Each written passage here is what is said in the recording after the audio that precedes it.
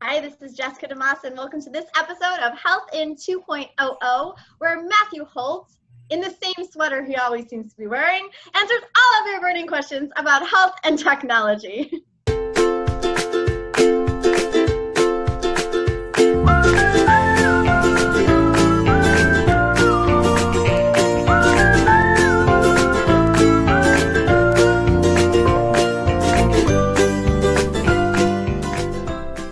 Okay, so you guys know how this works, otherwise you just get silenced. All that happens is we set the timer for 2 minutes, we ask as many questions as we can. If we don't get to any questions, we don't get to ask them. And if we start a question before the buzzer goes off, then we get to finish it and hear the answer.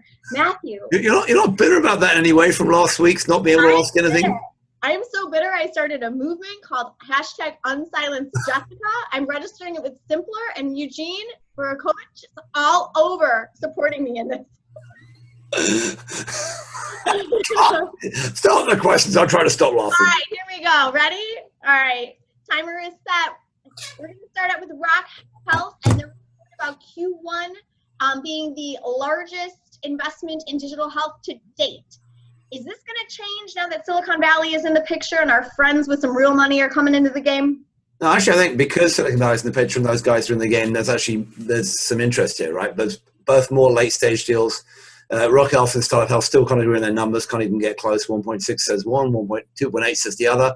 But there's going to be more exits. And I think there's actually going to be more smaller deals as well coming up because there's a lot of things that need to be filled out in the big pantheon of the big giants. So I think that's optimistic. Of course, if the overall stock market continues to crater, that may all stop eventually.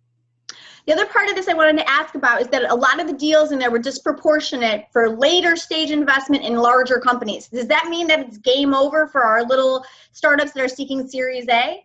No, absolutely not. I think there's going to be more of that coming. There's more money coming in from different places.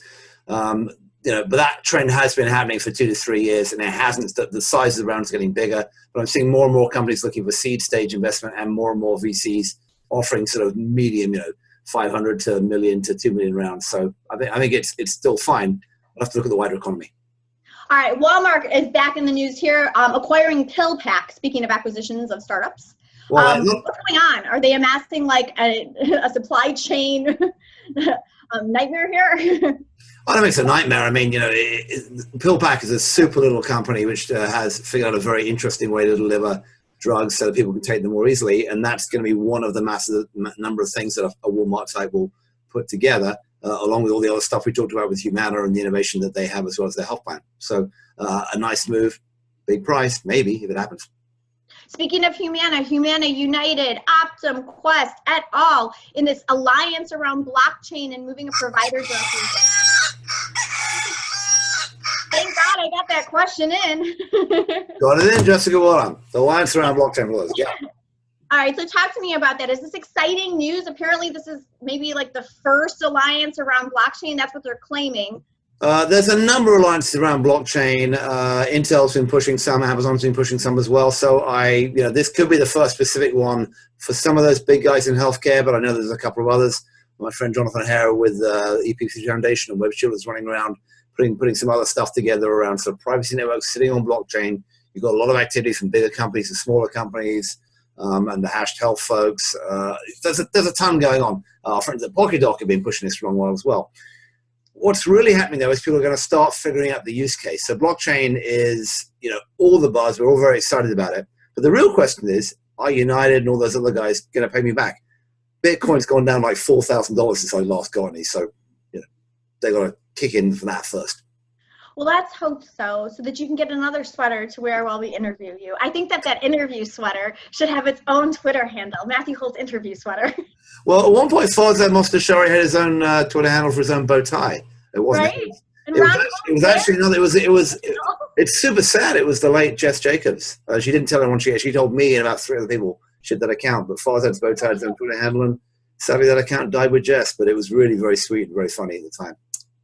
On a poignant note. Well, Great. Way to end that on a high note, Matthew. Way to go. For those of you who want to submit your own questions to us so that we can ask them, please send them to me. DM me on Twitter. I'm at Jess Damasa, and Matthew, of course, is at BoltyBoy. We will see you guys next week for the next episode of Health in 2.0. Thanks for joining us.